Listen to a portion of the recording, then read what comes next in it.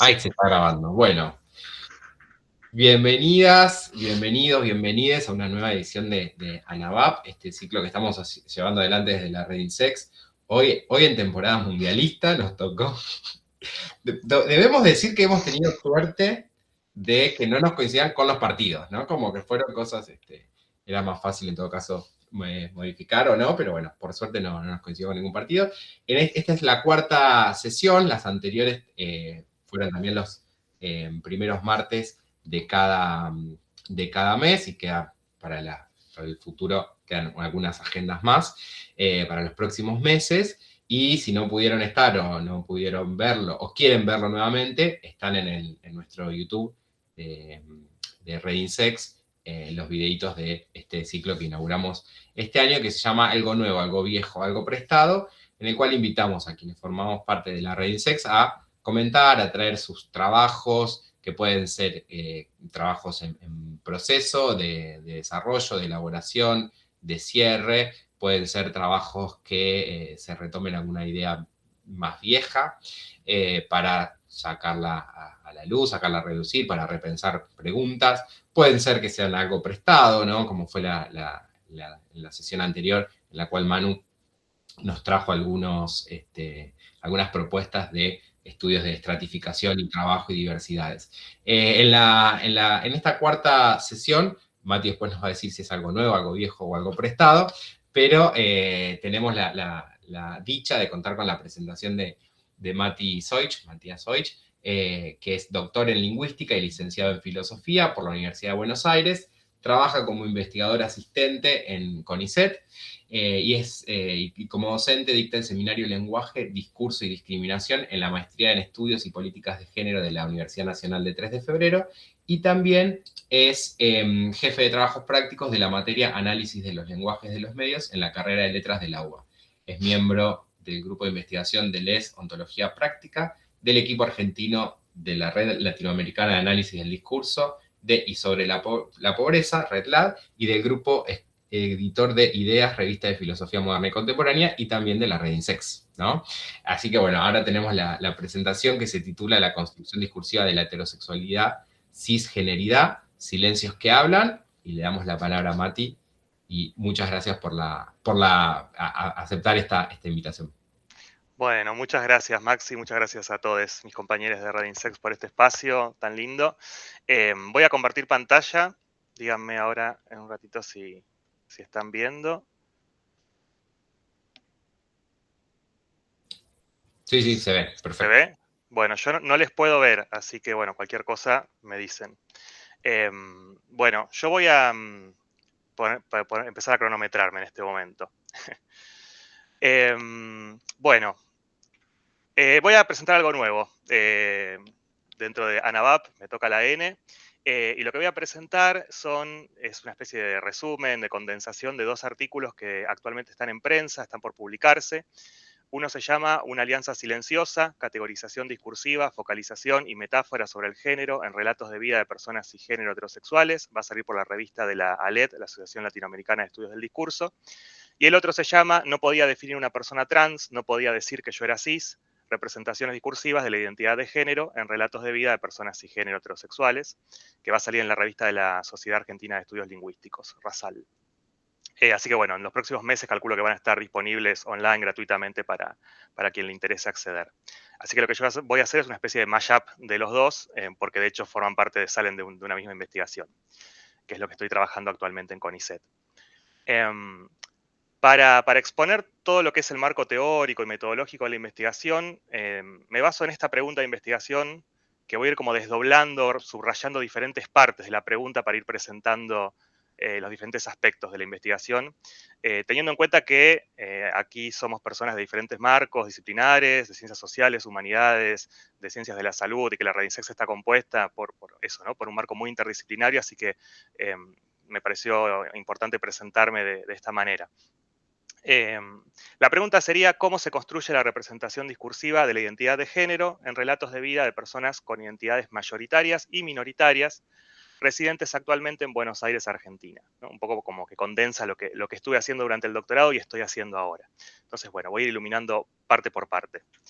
Empiezo por esta idea, ¿no? Si la pregunta justamente por cómo se construye la identidad de género, bueno, hay un supuesto, obviamente, que doy por compartido en este marco de la red INSEX, de que el género y la identidad de género es algo que se construye justamente, ¿no? Entendiendo el género a sentido muy amplio como una categoría que da cuenta de una construcción material y simbólica que es producida por una serie de prácticas sociales que siempre son situadas, que no son universalizables y que son variables, por lo tanto, ¿no? Que se pueden modificar. Acá digo Butler, Scott, De Laurentiis, etcétera, ¿no? Como marco amplio. Pero bueno, particularmente la noción de identidad de género me interesa en el recorrido que ha hecho, ¿no? Desde su construcción como una categoría patológica, patologizante, desde el paradigma biomédico, empezando ya por el siglo XIX, ¿no? Con estas clasificaciones de Kraft-Ebing y otras personas. Ese recorrido que fue haciendo durante el siglo XX para convertirse en el fundamento jurídico de un derecho, ¿no? De un derecho humano, el derecho humano a la identidad de género, ¿no? Eso está en el libro de Emiliano Litardo, Marica muy querida, que recomiendo, que traza todo este recorrido y esta comparación entre los paradigmas. Y bueno, por último, señalar, obviamente, el rol fundamental que tuvieron los activismos, travestis, trans, no binarios, en el mundo y en Argentina, para justamente llevar, reconducir, reinterpretar, apropiarse de la categoría de identidad de género desde ese paradigma patologizante y llevarlo al de los derechos humanos, articulando críticamente, ¿no? La noción de identidad de género con la teoría y con la praxis política, sobre todo, ¿no? Y ahí traer simplemente una cita de Loana Berkins, que decía: la identidad no es meramente una cuestión teórica, es una manera de vernos y ser vistas de una manera que puede permitir o impedir el reconocimiento, el goce, el acceso a derechos, ¿no? Loana siempre con las palabras justas, articulando la identidad como una categoría, por un lado teórica, pero por otro lado fuertemente política, y siempre agregando estas capas, ¿no? De sentido como el goce, ¿no? O el permitir o no el acceso. Así que bueno, eso para enmarcar este aspecto de la pregunta. Y luego, hablando de aspectos discursivos de la identidad de género, acá simplemente muy abuelo de pájaro, pero enmarcarme en este recorrido también de los estudios sobre discurso y género, que por un lado empiezan, digamos, en el siglo XX como aproximaciones de cómo hablan las mujeres y los varones, ¿no? Eran los primeros estudios más sociolingüísticos, quizás de, bueno, de correlacionar el género y el lenguaje, aspectos del lenguaje como si fueran dos variables independientes, ¿no? Entonces ver, bueno, qué palabras usan las mujeres, qué palabras usan los varones, ¿no? Empezó un poco por ahí, obviamente al calor de los feminismos también, y esto se fue reconfigurando a lo largo de las décadas para empezar a incorporar la perspectiva también performativa del lenguaje, ¿no? A lo que con Butler se consolida esa articulación entre el lenguaje como una práctica discursiva, una práctica social, ¿no? El lenguaje en uso como algo que va reconfigurando nuestra percepción de la realidad y nuestras acciones, por un lado, y por otro lado, las nociones de género y sexualidad que se van ampliando, obviamente, de ese binario para incluir una multiplicidad de prácticas, identidades y relaciones de género, ¿no? Entonces, yo trabajo desde el análisis crítico del discurso y desde la lingüística queer, pero hay otras ramas, ¿no? La sociolingüística, bueno, análisis crítico feminista del discurso, obviamente, análisis de la conversación, la lingüística trans más reciente, ¿no? Que van abriéndose, ¿no? Esa vertiente de los estudios discursivos sobre género y sexualidad. Y particularmente de la lingüística queer, traer este interés, ¿no? Por el rol del lenguaje y el uso del lenguaje en el sostenimiento de la heterocisnormatividad y, ¿por qué no?, por supuesto, en su desmantelamiento también. Así que bueno, sigo. Cuando me refiero a cómo se construye la representación discursiva de esta identidad de género en relatos de personas con identidades mayoritarias y minoritarias, acá estoy entendiendo, tomando la heterosexualidad y la cisgeneridad, que es lo que estoy estudiando actualmente, ¿no? En mi investigación doctoral yo trabajé con esto, con estas representaciones de la identidad de género en relatos de vida de personas trans, ¿no? Y ahora estoy estudiando en personas heterosexuales y cisgénero, entendiendo estas dos categorías no solo como meros descriptores, obviamente, de identidades o prácticas u orientaciones, sino como categorías analíticas que permiten exponer las asimetrías de saber y poder que intervienen en la producción social de los géneros, ¿no? Y en este sentido, tomando del lado filosófico deleuziano, guattariano, en el cual también vengo trabajando con el grupo La Deleuziana, que es el que mencionaste, Maxi, en la presentación, la idea de lo mayoritario y lo minoritario como como no solo una cuestión numérica, ¿no? Dicen Deleuze y Guattari, digamos, la mayoría, lo mayoritario no es lo que hay más, sino de lo que ejerce el poder, ¿no? Y ellos lo toman en un sentido ontológico, donde muy resumidamente decir que tenemos una corriente de devenires, una diferencia viva, activa, ¿no? Que sostiene la realidad, digamos, ¿no? Donde también la sexualidad se articula en esa corriente de devenires, ¿no? El devenir loca de Perlonger, el estar siendo travesti de que habla Marlene Guayar, digo, ahí podemos enmarcar, ¿no? Diferentes aspectos de la sexualidad y el género. Y por otro lado, el modelo mayoritario, ¿no? Binario, justamente, lo que Deleuze y Guattari llaman el hombre blanco, ¿no? El hombre blanco heterosexual, cisgénero, propietario, etcétera, ¿no? Que codifica de alguna manera, trata de reducir, de atrapar, de capturar esos devenires minoritarios, ¿no? Entonces, tomo este marco ontológico, político, amplio, para entender la heterosexualidad y la cisgeneridad como parte de ese modelo mayoritario, eh, y bueno, y ver qué pasa con esas identidades, ¿no? Que habitan ese lugar. Un lugar que justamente es el de lo no marcado, ¿no? A nivel discursivo es lo no enunciado, ¿no? La norma es lo que no se enuncia. Si no tenés que decir nada para darte a conocer es probablemente porque estás del lado más normado, ¿no? O que se adapta a la norma, lo naturalizado. Y acá me interesa mucho, y voy a retomar después al final, las palabras de Beatriz Bagagli, una investigadora trans brasileña que hace análisis del discurso.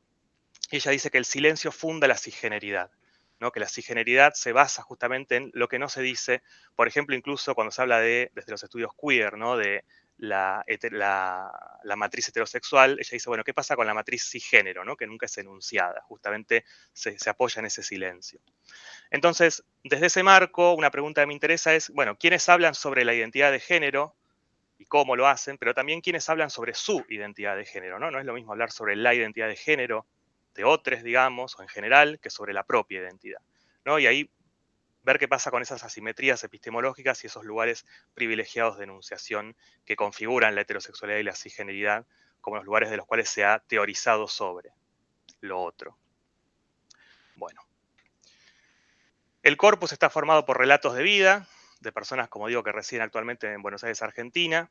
El relato de vida me parece, bueno, un género discursivo idóneo, en cierto sentido, para hablar de una construcción reflexiva, sobre todo, ¿no? de la identidad. En el doctorado trabajé con 18 relatos de personas trans, más 27 textos autobiográficos escritos, publicados en medios, ¿sí? Entre 2013 y 2016. Y actualmente sigo, ¿no? Recabando, pero bueno, actualmente estoy trabajando sobre 9 relatos orales de personas cis hetero, 5 varones, 4 mujeres. Todas son personas mayores de edad en todos los casos, sí, hay diferentes niveles socioeconómicos, en general, digo, en este corpus. Las personas cis con las que estoy trabajando, cuyos discursos estoy trabajando, son personas más bien de clase media, aunque la clase media está un poco en cuestión hoy, ¿no? Un poco empobrecida, y tienen un perfil ideológico más progresista, diríamos, ¿no? Esto es un dato que va a ser relevante. Se trata de un estudio de caso, por lo tanto no es universalizable ni generalizable, ¿sí? Y bueno, y ahora me voy a detener un poquito más en esta idea de la representación discursiva, ¿no? Que es el tema propio, ¿no? El objeto de estudio, digamos, metodológico con el cual trabajo más enfocadamente, que tiene que ver con este marco de trabajar desde el análisis crítico del discurso y, como mencionaba Maxi en la presentación, desde la Red Lab, ¿no? Que es el equipo en el cual me enmarco a nivel macro. El análisis crítico del discurso, para quienes no sepan, es un enfoque interdisciplinario, parte de la lingüística funcional, digamos, se desprende de ahí, que estudia cómo operan los discursos, entendidos como textos en contexto, ¿no? Es muy importante ese bloque del texto en contexto, ¿no? Como una unidad orgánica, respecto de problemáticas sociales ligadas a la desigualdad, el abuso de poder, etcétera, ¿no? Por eso la perspectiva crítica, ¿no? Le interesa develar, digamos, cómo funcionan los textos en estos contextos para consolidar o desafiar distintos esquemas de poder, ¿no? Y en este marco, en esta unidad del texto y su contexto, ¿no? Acá en este clásico esquema de Fairclough, ¿no? de las tres cajas, digamos, las tres prácticas, las tres dimensiones, tenemos una serie de textos que podemos estudiar, que se enmarcan en una serie de prácticas discursivas, ¿no? Prácticas que hacen a la distribución de esos textos, a su producción, a su consumo. Y a su vez todo eso en un contexto más amplio de prácticas sociales, ¿no? Marcadas culturalmente, geopolíticamente, etcétera, ¿no? La relación entre esas esferas, digamos, es dialéctica, hay un ir y venir constante, la separación de hecho es analítica, ¿no? En la realidad está todo mucho más mezclado. Pero bueno, la idea es que el análisis crítico del discurso intenta desplegar distintos enfoques, adaptar distintos enfoques para estudiar estos niveles, ¿no? Un enfoque netamente lingüístico para analizar los textos, donde van a intervenir diferentes teorías, un enfoque más etnográfico para el contexto de las prácticas discursivas, y un enfoque social o cultural crítico, por decirlo en sentido amplio, para interpretar las prácticas sociales, ¿no? De las cuales estos textos forman parte activamente. Y bueno, en cada nivel se pueden recurrir a diferentes autores, por supuesto. Muy brevemente, el paradigma en el que trabajo es el interpretativista, ¿sí? Y la metodología es cualitativa, con alguna triangulación de datos estadísticos, e inductiva, ¿no? En el sentido de que la teoría se elabora, o tratamos de que la teoría se elabore fuertemente a partir de los textos, de la base material de los textos. Y el objetivo de la investigación es, en este momento, aportar datos lingüísticos concretos, cualitativos, sobre la construcción de la representación discursiva, identidad de género, ¿no? Y bueno, acá sí llego finalmente a qué es una representación discursiva o cómo la entendemos en este marco, como un constructo teórico de naturaleza inherentemente social, cuya materialidad es predominantemente lingüística, y esa materialidad surge de la correlación entre categorías discursivas, ¿sí? Esas categorías se instancian en los textos a su vez mediante una serie de recursos lingüísticos y estrategias que dan cuenta del modo en que los sujetos sociales se posicionan ante un fenómeno, ¿no? Más esquemáticamente, para ilustrar esto, yo tengo una representación discursiva X, ¿no? Sobre la pobreza, sobre la paz, sobre el género, que va a surgir de la correlación entre una serie de categorías discursivas que se rastrean a través del método, acá dice MS-DALT, el método sincrónico diacrónico de análisis lingüístico de textos, desarrollado por Pardo, que es mi directora. Este método permite rastrear una serie de categorías que acá solo las nombro, no las voy a detallar, ¿sí? Pero en todo texto aparecen una categoría que hace referencia a quien emite el texto o a la posición argumentativa central, que se llama hablante protagonista, una serie de verbos, una serie de actores, categorías ligadas al tiempo, al lugar, a los operadores pragmáticos que permiten hacer diferentes operaciones. Y por otro lado, una serie de categorías que se denominan semántico-discursivas, que son las que son más específicas, que dan nombre, digamos, a la representación discursiva bajo estudio, ¿no? Por ejemplo, género en este caso, o identidad de género. Entonces, mediante este método, que no voy a explicar el detalle, pero digamos, permite rastrear inductivamente estas categorías, de la correlación de esas categorías, de cómo se vinculan entre sí, surge la representación bajo estudio, pero a su vez, como es un método muy detallado, ¿sí? En ese sentido, se rastrean los distintos recursos mediante los cuales se instancian esas categorías. Recursos en un sentido muy amplio, ¿no? Redes léxicas de palabras asociadas, la jerarquización de la información, cómo se organiza la información dentro del enunciado, ¿no? Que ocupa un lugar más destacado, menos destacado, la tonalización que tiene que ver con el mismo principio, qué tipo de metáforas aparecen, qué tipo de procesos verbales, etcétera, etcétera, ¿no? Se pueden recurrir a diferentes teorías y métodos, digamos, para esa instancia. Por ejemplo, para hacerlo un poco más tangible, yo tengo este enunciado, ¿no? Un enunciado solito, que en realidad está enmarcado obviamente en un relato de vida mucho más amplio, pero alguien dice, mi identidad la construyo permanentemente. Bueno, yo puedo rastrear mediante este método, ¿no? Desglosar qué categorías aparecen ahí. Tendría en este mí, en este posesivo, la categoría hablante protagonista instanciada, en la referencia a la identidad, la categoría semántico-discursiva a la que nombro identidad de género en este caso, un verbo, construyo, y la categoría tiempo en permanentemente, ¿no? Bueno, esto replicado, ¿no? A textos a gran escala permite rastrear toda una serie de categorías y cómo se vinculan entre sí. Y además yo puedo estudiar qué recursos lingüísticos aparecen, ¿no? Cómo se organiza la información, qué procesos aparecen, por ejemplo, construir como un proceso material, qué metáforas, ¿no? La idea de construir como metáfora estructural, etcétera, etcétera, ¿no? De todo esto va a surgir justamente la descripción lingüística y discursiva de cuál es la representación discursiva de identidad de género, cómo se construye en ese relato. Entonces, para ir ya yendo más a la parte de resultados, ¿no? Acá hay una pregunta de Butler con la que me encontré releyendo para estos trabajos, que me vino como anillo al dedo.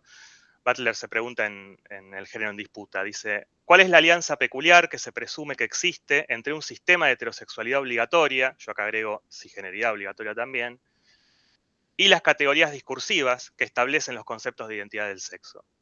Si la identidad es el efecto de prácticas discursivas, ¿en qué medida la identidad de género es el efecto de una práctica regulatoria que puede ser identificada como heterosexualidad obligatoria o como cisgeneridad obligatoria también, siguiendo a Beatriz Bagagli? Y esta pregunta, ¿no? De la relación entre un sistema de heterosexualidad obligatoria y las categorías discursivas que establecen estos conceptos de la identidad, bueno, me vino como anillo al dedo para decir, bueno, agreguémosle esta pregunta, ¿no? Lo más específico de de mi disciplina, del análisis del discurso, que es preguntarme, bueno, mediante qué categorías discursivas, con qué recursos y estrategias lingüísticos se representa la identidad de género, la propia identidad de género, en los discursos de quienes habitan identidades mayoritarias dentro de la heterosis norma, ¿no? Y también preguntarme si hay un relato de lo mayoritario y desde lo mayoritario, ¿no? A la vez. ¿Qué pasa además cuando se marca el lugar de lo no marcado, ¿no? De la heterosexualidad, la cisgeneridad como lo no marcado, lo que usualmente no es dicho? Y cómo aparece discursivamente, con relación con esto, la relación con lesotres, ¿no? Entonces, bueno, en lo que sigue voy a ir como exponiendo algunos resultados que aparecen con mucho más detalle en estos dos artículos. A nivel de categorías semántico-discursivas, aparecieron dos grandes grupos, ¿sí? Que inductivamente, con términos un poco más paraguas, denomino género, por un lado, y desigualdades, violencias y mandatos, por el otro, ¿no? Siempre hablando de los relatos de vida de las personas heterosis. Sobre la categoría género, podemos decir que es introducida tempranamente por los y las hablantes en el relato, aparece bastante pronto y de manera bastante, entre comillas, espontánea, y una idea fuerza, digamos, que aparece en esta categoría es la de diversidad, ¿no? La de los géneros en general en plural, de hecho debería decir géneros más que género. Acá pongo 3 ejemplos de cómo aparece la categoría en algunos relatos, los nombres siempre son seudónimos, ¿no? Paula dice, entonces, está hablando de la escuela, ¿no? Todas familias cis heterosexuales, con mamá, papá, ¿no? Va golpeando la mesa, sus hijas, hijo, hijites, muchos hijos, muchos hijites, ¿no? Ahí la categoría de género específicamente aparece con el uso del lenguaje inclusivo o no binario, ¿no? En el caso de Augusto dice, si bien soy docente y estoy acostumbrado al trato con los adolescentes y las adolescentes y les adolescentes, ¿no? Ahí también aparece con el femenino y con el no binario. Y en el caso de Santiago dice, bueno, ya que igual va por esos temas de un poco los géneros de todo, yo la otra vez hablaba con Jessica, ¿no? Ahí, esos que están rojos son los elementos léxicos, digamos, que introducen efectivamente la categoría semántico-discursiva de género en estos relatos, ¿no? Muy al principio, ¿no? Emisión 102, emisión 25, emisión 1, ¿no? O sea, directamente al principio. Esto es muy interesante. Ahora bien, a pesar de esto, la categoría se instancia esporádicamente después de estas menciones, ¿no? Y con una frecuencia baja de aparición y de focalización. Cuando hablo de focalización me refiero a cuán en foco queda, ¿no? Cuán jerarquizada está. Cuando esa categoría aparece al final del enunciado, digamos, ¿no? Que es un lugar cognitivamente destacado. No son categorías como que aparezcan eso, muy desarrolladas o focalizadas, pero es algo que cambia con la introducción de preguntas específicas, ¿no? O sea, a partir de una tercera historia de vida, yo dije, bueno, a ver, vamos a empezar a meter algunas preguntas para ver si esto cambia, ¿no? Y ahí me basé en una investigación de investigadores estadounidenses de Nagoshi y Prosusi, que hicieron una investigación sobre identidades trans y LGB, y hacían preguntas que yo las invertí, digamos, ¿no? Las cambié para hablar de la masculinidad y la feminidad cis, digamos. Preguntas como, ¿qué es ser mujer para vos? ¿Qué pensás sobre la masculinidad o sobre ser hombre? ¿Cuándo descubriste que eras heterosexual? ¿Cuándo te diste cuenta de que eras cis? ¿No? Estos investigadores hablaban de cuándo te diste cuenta de que eras trans, etcétera. ¿Cuán importante es para vos la identidad de género? Son preguntas, algunos ejemplos que saco de las historias de vida, que no es un formulario cerrado, no es una entrevista estructurada, obviamente, sino que las voy haciendo a medida que la dinámica del relato lo permite y tratando de retomar a veces menciones anteriores, ¿no? Para que sea más fluido. Y bueno, y esto cambió mucho, ¿no? Fíjense algunos ejemplos, ¿no? De la focalización de esta categoría discursiva del género antes de formular estas preguntas y después, ¿no? En algunos casos nunca era focalizada esa categoría, nunca aparecía en un lugar destacado, y después sí, ¿no? 7 veces, bueno, de 7 a 55, ¿no? Digamos, numéricamente es un incremento muy grande, ¿no? O sea, la categoría toma más relevancia cuando hay preguntas que la orientan un poco. O sea que espontáneamente, por más que la gente sabía que la investigación versaba sobre estos temas, ¿no? En general, no era un tema al cual fueran espontáneamente o lo desarrollaran tanto, más bien.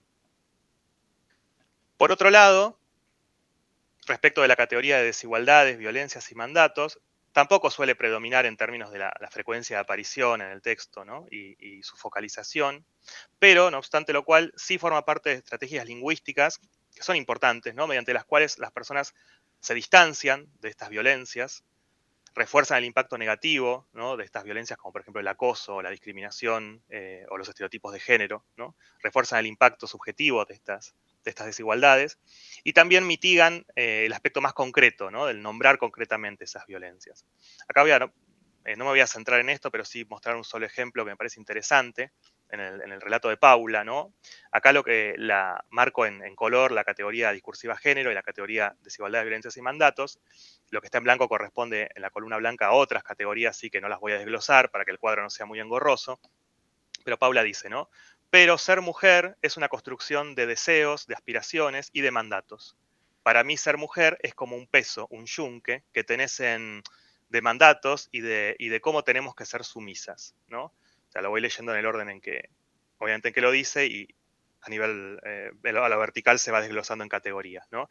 A mí me parece interesante cómo se pasa sistemáticamente en este fragmento de la categoría género, del ser mujer como instanciación de la categoría género, al mandato, ¿no? O sea, la asociación directa donde el mandato, el ser sumisas, es lo que ocupa el foco de estas emisiones, ¿no? El final del enunciado, que es el lugar destacado. Entonces, esa correlación es interesante entre la categoría género y la categoría de desigualdades como algo que se adosa, digamos, a la propia identidad de género. Bueno. Respecto a esta pregunta, ¿no? ¿Cuándo te diste cuenta de que eras hetero, de que eras cis? Que es la pregunta justamente que marca lo no marcado. La respuesta inicial siempre es de sorpresa, de desconcierto, pero también de mucho interés, incluso de una valoración muy positiva, ¿no? De lo que esa pregunta moviliza, ¿no? Y generalmente se expresa al principio en emisiones con anacolutos, es decir, que no nos quedan inconclusas, interjecciones, distintos elementos paralingüísticos, ¿no? Como risas, silencios, resoplidos, distintos sonidos, ¿no? Que justamente vocalizan ese desconcierto, ¿no? Digo, algunos ejemplos de respuesta, ¿no? Uf, qué difícil, la risa, ¿no? No se nace mujer, se vuelve a reír, llega aún a hacerlo, uy, qué es ser, ¿no? Un anacoluto, los puntos suspensivos marcan emisiones que no terminan, ¿no? En otro caso, Abel se queda en silencio, baja el tono de voz. Qué buena pregunta esa, ¿eh? Las palabras son muy importantes. Yo creería que la primera vez que chasquea la lengua 2 veces. No digo, todos esos pequeños rastros lingüísticos que expresan esa respuesta inicial. Ahora bien, obviamente después hay otra elaboración. Y en esa elaboración, por un lado traigo 2 ejemplos, ¿no? Sobre la heterosexualidad, aparece reforzada en su condición, digamos, de ser heterosexual, pero lo que parece mitigado, más lavado en su contenido, más despersonalizado, ¿sí? Es qué implica, ¿no? Ser heterosexual o cómo se lo entiende. Acá traigo otro ejemplo, ¿no? de esta historia del relato de Abel, ¿no? Lo que está marcado en rojo, sí, la categoría género, todo lo demás, otras categorías, ¿no? Dice, ¿cuándo descubrí que era heterosexual? Ciertamente no recuerdo un momento donde me lo haya planteado como pregunta. O sea, siempre lo di por hecho. Más adelante. Pero ciertamente, si tengo que ser plenamente sincero, lo que tengo que decir es que nunca me lo planteé como posibilidad. Yo siento que no me lo planteé como posibilidad, que me llegó como algo dado, ¿no? Fíjense todas las veces que esta categoría del género aparece cerrando la emisión, es decir, como categoría focal, una categoría destacada, ¿no? Heterosexual, como pregunta, por hecho, como posibilidad, como algo dado, ¿no? Donde aparece reforzada en esa condición, digamos, de pregunta, de hecho, de posibilidad, pero siempre aparece mitigado el contenido, diríamos, ¿no? Esto es el uso del artículo neutro lo, ¿no? En lo que está en cursiva como recurso mitigador. Justamente, bueno, ahí aparece esa estrategia, ¿no? Doble, de reforzar por un lado ciertos aspectos, pero mitigar otros, ¿no? A pesar de que la categoría queda en foco.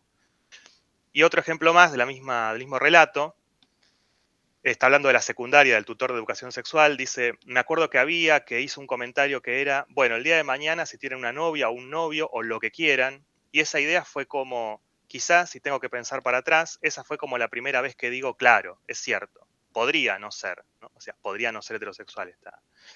Pero no, ciertamente no es algo que me lo planteé para mí, ¿eh? No es algo que me planteé para mí. Podría haber pasado, pero no pasó. Creo que no pasó, ¿no? Y ahí me interesa también todos estos impersonales, el potencial, ¿no? Podría, el pasar, ¿no? Que son verbos muy lavados semánticamente, ¿no? Hay una despersonalización de qué pasa, ¿no? ¿Qué es eso que pasa o que no pasa, ¿no? Bueno, es la heterosexualidad o su otro lado, ¿no? Entonces se va construyendo de esta manera la categoría semántico-discursiva de género. Y respecto de la cisgeneridad, y sigo con el mismo relato porque realmente es muy ilustrativo y es muy gráfico, también aparecen, cuando pregunto, ¿no? Por la cisgeneridad, más mitigaciones en la misma categoría. Y además las focalizaciones, digamos, dónde elige terminar dónde termina cada emisión, no es consciente el proceso obviamente, se va desplazando hacia otras categorías, ¿no? Yo pregunto, ¿y con los cisgénero? ¿Con ser un hombre cisgénero? Y ahí me dice con uy, y eso más adelante todavía, ¿no? Como tomé conciencia más adelante todavía, ¿no? Y acá me parece muy interesante, acá lo desgloso un poquito más, ¿no? La misma emisión, ¿no? Aparece, bueno, el operador pragmático I de mi pregunta, con los cisgénero, ¿no?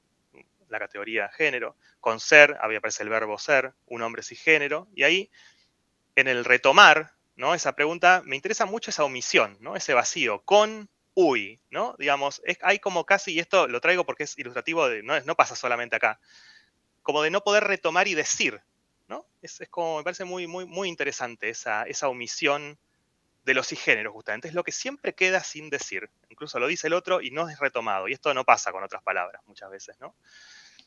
Y cómo en la focalización, es decir, con qué categoría termina cada emisión, ¿no? Fíjense que mi pregunta focaliza la categoría de género, ¿no? Con este un hombre cisgénero, pero en el discurso de Abel lo que queda focalizado es el operador pragmático, el uy, y luego el tiempo, ¿no? Más adelante todavía. O sea, ahí se saltea a focalizar en esa categoría. Después de estas preguntas, generalmente lo que pasa es que hay una referencia siempre a lesotres, ¿no? Aparece una prima lesbiana, aparece una vecina trans, aparece un amigo gay, ¿no? Aparece esa otredad del género que es la que llevó a tomar conciencia de lo que significaba habitar, digamos, una identidad mayoritaria, ¿no? Y esa inscripción textual de este sotres, ¿no? Suele marcar momentos de inflexión, ¿no? Importantes, ligados a cambios que las personas valoran positivamente en su manera de comprender identidades, relaciones y desigualdades de género. Acá, por ejemplo, y este es el que da título, digamos, a uno de los artículos, ¿no? Paula dice, y cis, bueno, nada, mucho después llegué como cuando empecé, algo muy, muy bueno, un antecedente mío con las trabas, y ahí luego cuenta toda una historia de su adolescencia, que tenía una vecina trans, que la discriminaban y ella se enojaba un montón, y luego concluye y dice, no sabía, no podía definir una persona trans, no podía decir que yo era cis. ¿No? Ese es el título de uno de los artículos porque me encantó cómo condensa todo. ¿No? Fíjense cómo ahí marcado en rojo, ¿no? esos anacolutos, ¿no? Las emisiones que no, los puntos suspensivos, la emisión que no llega a concretarse, ¿no? Hay como una dificultad para elaborar, digamos, qué digo respecto de los cis, y eso se desbloquea, ¿no? ¿No? Ahí aparece el desbloqueo cuando aparece esa referencia a lesotres, ¿no? Es decir, de la categoría de mandatos heterosis, que así se llama en este relato, se pasa a la categoría de género con las trabas, ¿no? Que son las que resuelven ese bloqueo, digamos, y luego, en sentido inverso pero complementario, también, ¿no? La negación, digamos, no poder definir una persona trans es lo que impide, ¿no? Elaborar, digamos, esa categoría de los cis, en este caso. Ahora bien, a pesar de ese rol argumentativo y narrativo tan importante que tienen lesotres, ¿no? Aparecen con un grado muy bajo de agentividad a nivel lingüístico, ¿no? No aparecen generalmente como un actor, solamente en este caso, ¿no? En la historia de Celeste aparecen como un actor el colectivo TTNB, ¿no? Yo le pregunto, por ejemplo, ¿qué cosas empezaste a identificar a partir del encuentro con el colectivo TTNB? Y ella dice, empecé a ver cómo los demás prejuzgan un montón de situaciones que desconocen, empecé a darme cuenta incluso de cosas que me habían pasado.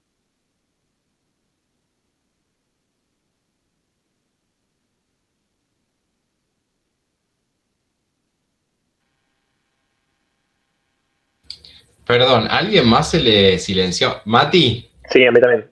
Ah, yo dije, A es mí mi... también pensé que era yo. Para no, Mati, Mati. Ay, claro, no nos escucha. Bueno, a ver. mandemos un WhatsApp. Llamémoslo. Pues yo dije, ay, es mi parlante. Sí, pero no. Para mí se le quedó sin batería el coso. Pero él está ahí. ¿Lo Me llamamos? parece que no, no. Sí, le están escribiendo. Y no debe tener el celu cerca tampoco, porque A es ver, que él no nos ve porque está presentando, chicas. claro. Si Un yo le hago- zumbido, diga, un zumbido. El yo mes. puedo dejar que no Síguelo haga- por teléfono. Ahí va, ahí me parece que no te escuchamos. Ahí ya está, se enteró.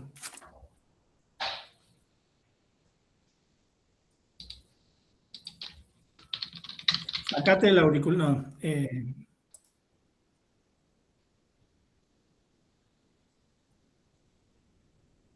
Cosas que suceden en la televisión en vivo.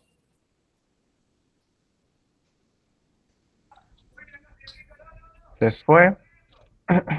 Para mí se fue a... Para mí sí es eso, que se quedó sin pilas en el pituto. No te escuchamos, amiga. Ahí aparece como que se unió de vuelta. A ver. ¿Ahí me están escuchando? ahora sí. Ahora sí. Ahora sí. ¿Qué pasó? ¿Cuándo se cortó? Antes de que pasaras a esa diapositiva que decía metáfora, Sí. Sí. un tiempito atrás ya no te escuchábamos. Ah, ok. Solo Bueno, del no colectivo TTNB, sí. ok. Bueno, vuelvo a compartir. No sabíamos cómo conectarte. No, menos mal, sí, me apareció tu llamado, pero tu llamada, gracias. Estoy ahí con el cronómetro. Bueno, ahí, ¿no? Perfecto. Listo. Era para ver si estaban prestando atención. Bueno, nada, acá simplemente decía eso, ¿no? Que se construye con un nivel bajo de agentividad a nivel lingüístico, este actor que representa a Lesotres. Y respecto de las metáforas, que es lo que presenté en el Congreso en Córdoba, también, ¿no? La idea de que la identidad y el género como conceptos complejos que suelen ser metaforizados, ¿no? Como viaje, como construcción, etcétera, ¿no? Esto apareció mucho en los relatos de vida de personas trans en mi doctorado. Acá, en los relatos de personas heterosis, estos relatos aparecen con mucha menor cantidad de metáforas, menor variedad de metáforas sobre la identidad del género y también menor jerarquización de esas expresiones metafóricas, ¿no? Entonces, en síntesis, chiste millennial para quienes recuerden a Santo Biasati, síntesis. En estos relatos de personas heterosis, las representaciones discursivas sobre identidades y relaciones de género se instanciaron mediante dos grandes grupos de categorías, la llamada género y desigualdades, violencias y mandatos. Estas categorías no ocuparon un lugar destacado en términos de su frecuencia y su focalización, situación que cambió relativamente con la introducción de preguntas específicas. Con respecto a los relatos de las personas trans, estos presentaron menor cantidad, variedad y focalización de las metáforas sobre identidad y género. Las categorías de género y desigualdades forman parte de estrategias lingüísticas con objetivos significativos para los y las hablantes, ¿no? Les permitieron tomar distancia de acciones y fenómenos ligados a la violencia y presentaron el encuentro con lesotres como un punto de inflexión y toma de conciencia sobre la propia identidad. Ahora bien, la tematización, ¿no?, de la propia heterosexualidad y cisgeneridad en estas preguntas expuso una dificultad, ¿no?, de concretizar, que se resuelve generalmente mediante esta referencia a lesotres, ¿no? No aparecen más allá de eso representaciones más elaboradas por la positiva, ¿no?, con un mayor contenido, digamos, semántico, digamos, de estas categorías. Entonces, para terminar, cierro con algunas preguntas que son partes de estos artículos. Algunas las hago más como afirmación, pero acá les quiero volver a poner el signo de pregunta para eso, traerlas al debate de nuevo y queden ahí. ¿En qué medida dos dimensiones socialmente mayoritarias respecto del género, como la cisgeneridad y la heterosexualidad, pueden ser vividas y relatadas como experiencias subjetivas particulares? Y ahí algo que aparece que, bueno, que pese al potencial de ruptura con la norma que supone este encuentro con lesotres en los relatos, la posibilidad de tematizarlas, como decía, como dimensiones identitarias particulares, aparece de manera, o sigue apareciendo de manera sumamente limitada. Me pregunto, ¿acaso habitar identidades de género asociadas a un lugar privilegiado de enunciación, aquel que históricamente habilitó a hablar sobre la identidad de otros, acaso tiene como contracara la dificultad para hablar desde y sobre la propia identidad? ¿No? Paradójicamente, o no tanto, esa dificultad empieza a desbloquearse cuando se narra justamente ese encuentro con aquellos cuya expulsión al espacio del objeto funda la cisgeneridad y heterosexualidad como categorías mayoritarias, ¿no? Y acá retomo la pregunta de Butler, ¿no? Bueno, ¿cuál es la alianza entre un sistema de heterosexualidad y cisgeneridad obligatoria y una serie de categorías discursivas que establecen los conceptos generizados de la identidad? Bueno, parece ser, como les pongo al título del artículo, una alianza silenciosa, ¿no? La identidad cisgénero heterosexual, y acá énfasis en las comillas, porque podríamos preguntarnos, ¿existe una identidad de género o una identidad cisgénero heterosexual en tanto tal? ¿No? En esos términos. Esa identidad no solo se reproduce en lo dicho, sino que se revela, más bien, sugerentemente, en los contornos de lo que la norma preserva de tener que decir, ¿no? Y acá, retomando a Beatriz Bagagli, que habla de que la cisgeneridad produce normas de género o sexo a través del silencio, o que el silencio funda la cisgeneridad, parece importante recordar, digamos, traer la dimensión más contextual de las prácticas discursivas y sociales, que desde la sanción de la Ley de Identidad de Género, ¿no?, ser invitada a contar la propia historia en el marco de una investigación fue algo cada vez más habitual para las personas trans, mientras que las personas cisgénero heterosexuales, obviamente, o no tanto, no experimentaron esa demanda, ¿no? Entonces, preguntarles en el marco de una investigación académica por la cisgeneridad y heterosexualidad inscribe esos discursos en un campo de acción hasta entonces inexplorado, ¿no?, que justamente es el de dar cuenta de la propia identidad. Y en ese sentido, creo que el poco desarrollo de las categorías discursivas ligadas al género, de recursos como las metáforas, etcétera, puede interpretarse como una huella textual, una huella por la negativa, ¿no?, de la cisgeneridad y heterosexualidad como un lugar privilegiado de enunciación, ¿no?, donde el privilegio no es tanto la prerrogativa para hablar, que también por supuesto que está, sino, sobre todo quizá, la falta de necesidad u obligación para hablar, para dar cuenta de la propia identidad. Y cierro, ahora sí, con una pregunta que es, bueno, si en los relatos analizados hasta acá el encuentro con lesotres apareció como un punto de inflexión necesario, pero no suficiente para elaborar representaciones discursivas por la positiva, ¿no?, sobre la propia identidad de género, bueno, ¿qué otros encuentros, con quiénes, de qué modo serán precisos si es que pensamos que hacen falta esos encuentros?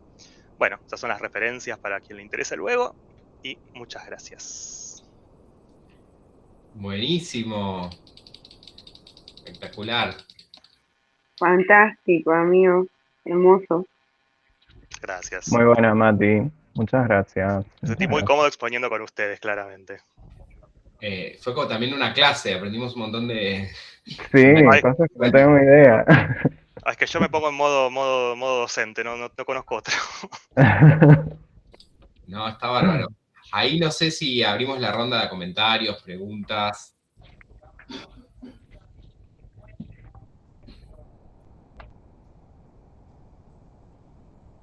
¿Alguien quiere arrancar? Ahí, Valen levantó la mano.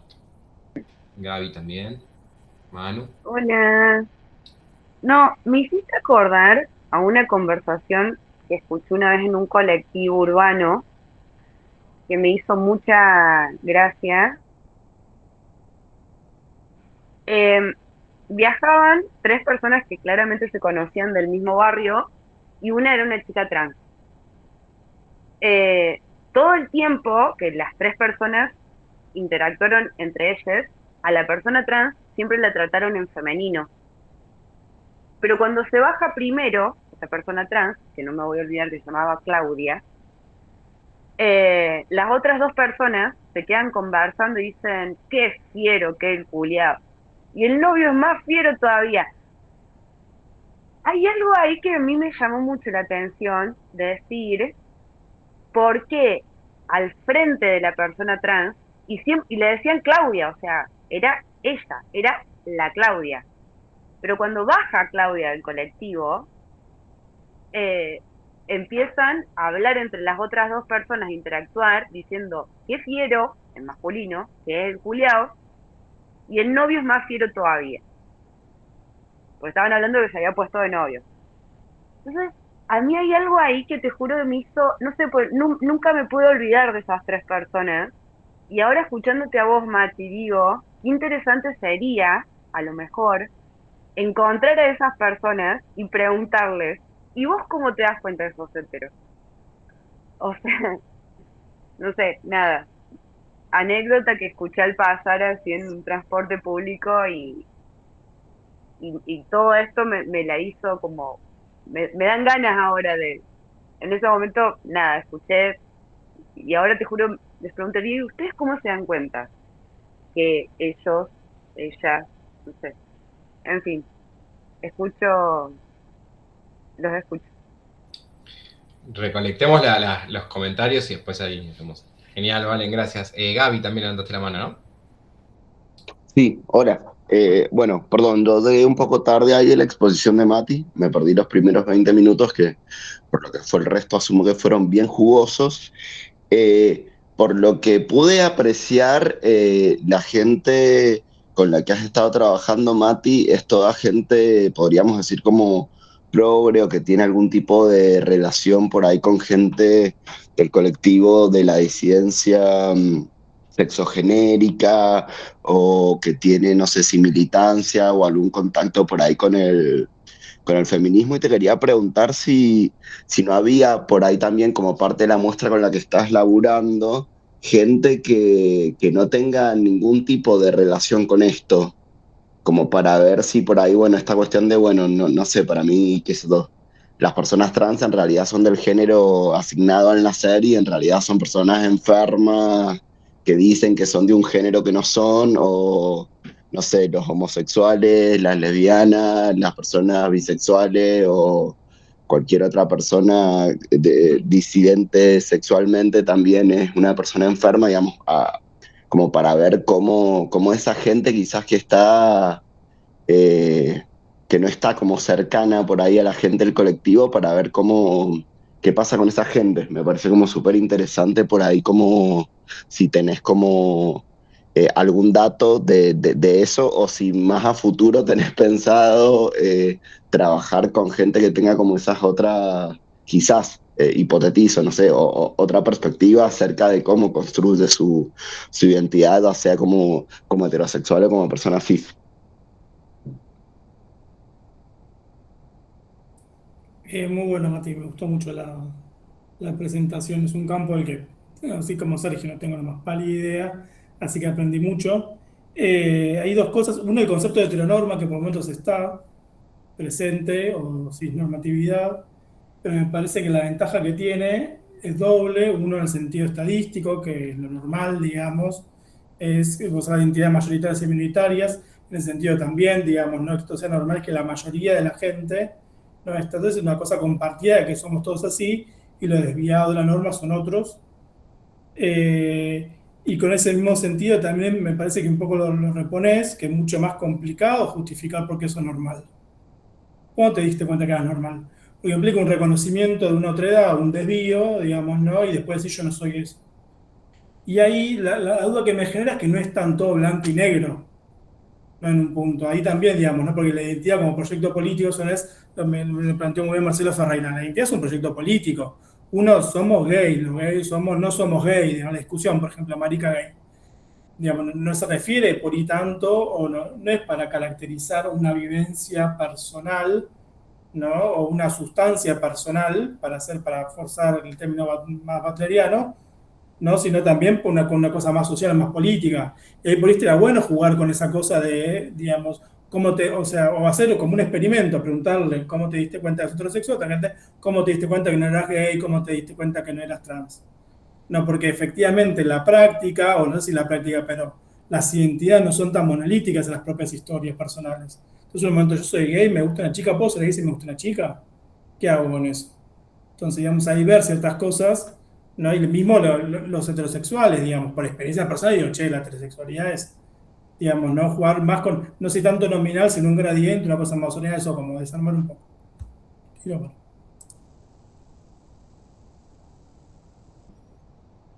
¿Sigo? Hola Mati, bueno, rapidito que estamos palpitando el partido, muy rápido y concreto, en todo caso después cualquier cosa hablamos. Mientras que hablabas y problematizabas toda esta cuestión del discurso y todas esas marcas en el lenguaje, inevitablemente me vino mucho a la cabeza autoras más del campo del feminismo, que trabajaron mucho la cuestión entre el lenguaje y la heterosexualidad, inevitable como la relación hacia Adrienne Rich y toda la noción de heterosexualidad obligatoria, toda la problemática hacia la heterosexualidad obligatoria, también todo lo que tiene que ver con ética tortillera de Vircano vinculado a la heterosexualidad compulsiva y toda la problematización en torno al lenguaje y a lo que llama la ars erótica, que tiene mucho que ver con el discurso.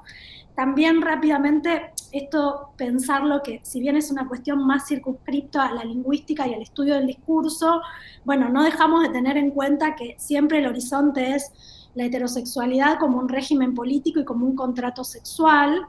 Y bien rapidito también, antes de Butler, siempre hay una autora que un poco se deja de lado y que en realidad ya a principios de los años 70 estaba diciendo cosas que dijo Butler 20 años después, que es Monique Wittig, y que tiene que, ¿no? que es pre-Butler y que fue una autora que contribuyó mucho a pensar el lenguaje por fuera de las categorías binarias, ¿sí? Por fuera de problematizando la heterosexualidad, podríamos decir problematizando también la cisgeneridad, pero pre-Butler, ¿no? Y que hizo un trabajo muy interesante, después podemos hablar sobre salirse de las categorías binarias para hablar de cuestiones sexuales y de género. Dejo esto y después conversamos. Mati, tienes 3 minutos para responder todo. Perfecto, bueno, mil gracias por los comentarios y aportes. Sí, Valen, nada, está buena la anécdota porque, bueno, habla justamente de cómo las identidades son negociadas, ¿no? Discursivamente en este caso y marcando, obviamente, la presencia o ausencia del referente. Bueno, es menor. Pero bueno, sí, Gaby, sí, mi idea es, yo empecé por lo más cercano, ¿no? Porque también es difícil decir, bueno, vamos a estudiar discursos de personas heterosis. Bueno, ¿por dónde empiezo? No sé, está lleno, ¿no? Como digo, es como supuestamente la norma, ¿no? En teoría, lo mayoritario, numéricamente. Entonces, bueno, empecé por círculos más cercanos, que son más progresistas, obviamente, pero mi idea es ir ampliando, y de hecho ya tengo algún contacto por ahí, pero bueno, no es tan sencillo, pero sí, es la idea seguir por ahí y ver qué pasa, ¿no? Porque es inductivo, así que no me arriesgo a adelantar nada.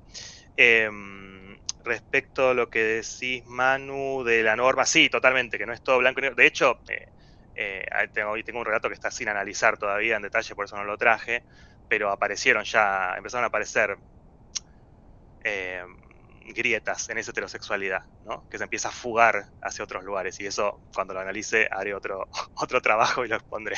Pero sí, totalmente, y la idea de la identidad como proyecto político, y retomando un poco lo que trae Mariana de las autoras, sí, por supuesto, de Rich, de Wittig, la verdad que no, sí, me quedaron afuera de la mención, pero sí son parte del marco, digamos, pero bueno, por ahí estaría bueno, estoy muy enfocado en lo lingüístico, obviamente, por el propio método, pero sí creo que lo que puede ser interesante, también lo que decís de Vircano, que la voy a retomar, es darle por ahí carnadura lingüística, digamos, de esta metodología, a ver qué pasa lingüísticamente en lo micro, de cómo se comportan, digo, si la heterosexualidad como régimen político, bueno, si estos silencios, estas dificultades de enunciación incluso, ¿no? De expresión, estas interrupciones, estas autointerrupciones, no dan cuenta, ¿no? De ese régimen que está operando ahí, ¿no? De esa invisibilización que afecta a la subjetividad, ¿no? Parece que ahí está como lo rico, lo que me gusta a mí de dedicarme al análisis del discurso. Pero charlémoslo. Iba a decir algo más, pero no me acuerdo. Así que bueno, quedará para la próxima.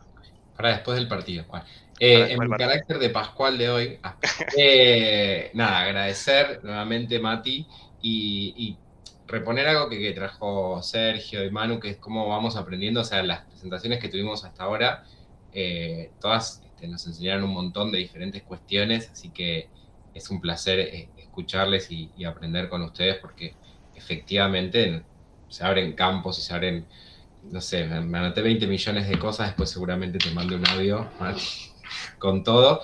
Y bueno, y agradecer nuevamente a quienes se anotaron. Para el próximo ANAVAP tenemos a Gran Lobe, a Sergio, en agosto, que es lo anoté acá, el 4 de agosto, ¿no? Martes 4 de agosto, así que les esperamos. Nuevamente, muchas gracias a todos quienes se sumaron. Gracias, Mati, por la generosidad, por la clase. Gracias también a Carly, que lo hizo, que lo inauguró, a Manu, a Vicky, que estuvo la otra vez. Y bueno, y nos seguimos encontrando y prepárense porque siempre vienen muchas más novedades. Si quieren hacer una foto, buenísimo, y esto después lo subimos al YouTube de la revista Sex. Estaba tildado. Y bueno, y esperemos que salga muy bien el partido y que ganemos. Bueno, nos vemos la próxima. Muchas gracias. Chao, suerte. Chao. Chao, Gracias. chao. Chao, gente, nos vemos.